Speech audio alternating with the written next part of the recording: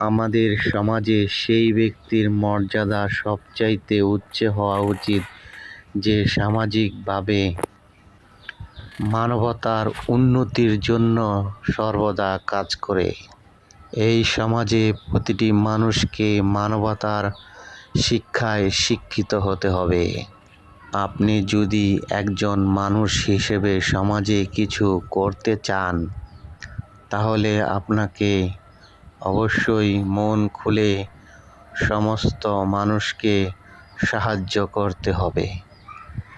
মানুষ যার যার ধর্মকে মনে রাখে, মুসলিম, হিন্দু, বৌদ্ধ, খ্রিস্টান এগুলো ধর্মকে মনে রাখে, কিন্তু মানুষ মনুষ্যত্ব, মানবতা, সাহায্য এগুলো মনে রাখে না। যে কোনো ব্যক্তি তার ভালো গুণের প্রশংসা করে, কিন্তু তাকে আপনি জিজ্ঞেস করুন তাকে উনি মানুষ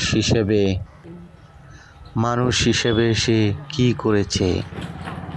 সমস্ত বিশ্ব তার বিভিন্ন ধরনের ঐতিহ্য, সংস্কৃতি ও ধর্মের ভিত্তিতে বিভক্ত।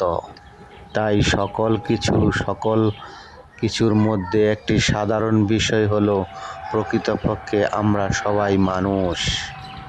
যা ধর্ম দ্বারা, সংস্কৃতি, ঐতিহ্য দ্বারা বিভক্ত, কিন্তু মানুষ নামে সবাই আমরা একত্রে এক সুতোয় গাঁথা। মনুষ্যত্বই মানুষের মূল বৈশিষ্ট্য। মানবতা ও মনুষ্যত্ব মানুষ মৌলিক বৈশিষ্ট্য হলো সে একজন